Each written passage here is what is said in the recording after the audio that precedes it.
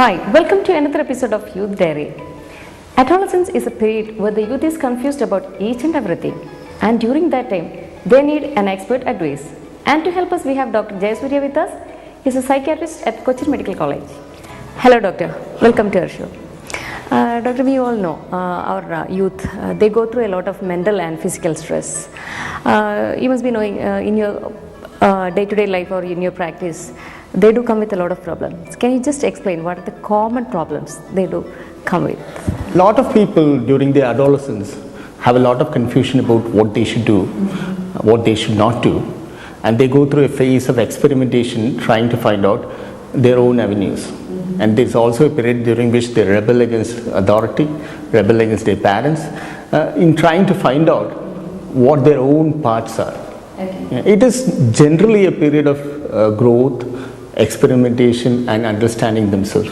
And though people talk about adolescence as a negative phase, I would certainly see it as a very positive phase where people evolve from childhood to their own self in adulthood. Okay. So what are the common problems they obviously come with problems with parents, problems with teachers, problems with themselves. So when you talk about that, and problems with their choices. Generally this is related to their own confusions. Okay, and they get into fights, people complain about them, they say that they're not doing their work that they should be doing, they do go after other things that they have to, and there is a lot of conflicts in their immediate environment, and that's the common reason why people are brought to practice, saying that this fellow is not listening to me. I think we also should consider them as an individual, I believe.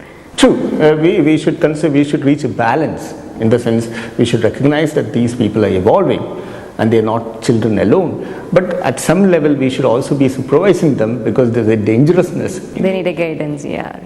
Okay, doctor, we'll go through the questions. Yes. I'm Alex. I have a doubt that I'm confused about priorities, so how should I go about it? Okay.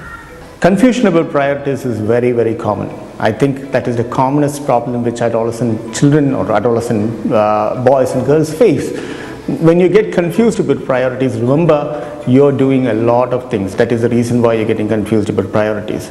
So when you're doing a lot of things and when there is trouble in what you're doing, just take a paper, write down what things you're doing, and then define the absolute necessities and take up that first and finish it off, then go to the next. So when you get the priorities, it is about defining the priorities which are essential at that point of time and completing it to your satisfaction. Yeah.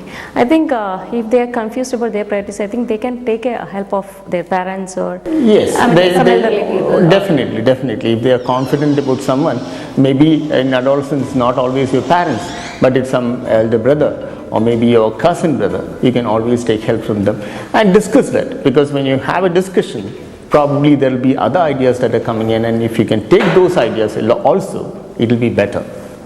I think, doctor, when they are confused about all these priorities, most of the time I have seen students or adolescents, they have a feeling of depression or they fall into some other kind of mental stress. Usually, what all problems do they have?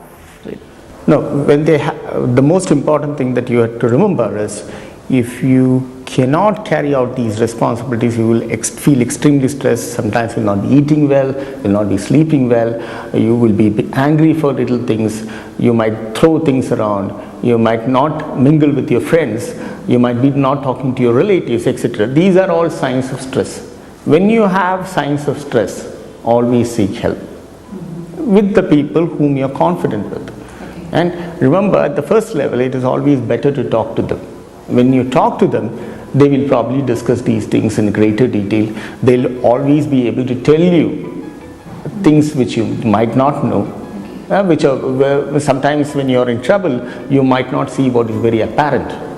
And so when you talk to other people, they'll probably say, this is the simplest solution and you can get out of that. So that's going to be very, very important. Discuss things. Don't keep it within yourselves. Open discussion. That will lead to a huge problem. When you take everything inward, then essentially what you said will end up. You will get into depression. You will be thinking, okay, all these things will be just blocking your mind, not able to think properly. And when you start thinking, all these will be sort of negative thoughts. I can't do it. I can't cope. I can't really do it. I don't have any friends, and all those thoughts will come into your mind. Okay, so we'll see the next question. Yes. I'm Anthony. I want to make friends, but I can't. What are the reasons behind this? Okay. Not able to make friends is one of the most common reasons of low self-esteem in adolescence. Suddenly you realize that you're alone, you don't have people to relate to, you don't have people to talk to, and all of the people are having a very good time. What should you do? You should start engaging with people with regard to common activities. Probably if you're interested in basketball, then you should get enrolled with some people who are playing basketball. Play with them. Once you start playing with them, then you suddenly realize that you have a lot of commonalities with them. So find people with whom you have commonalities and start engaging with activities. And when you engage with activities, that will lead to more conversation, friendship, and togetherness. Doctor, here one more question. Most of the time we have seen students with they cannot find out what is their interest. So how to help them out? The most important thing that you have to do is you have to try to look into yourself and try to find out what you actually do when you have a spare time.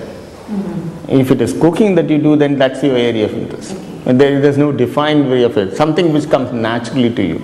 If it is simply singing a song when you're in the toilet, that is probably your area of interest. Remember, areas of interest need not be areas of competence. You need not be competent with that. It's something that you do for just for the heck of it. And that's something that you should remember is your area of interest, and that is the area that you can identify with.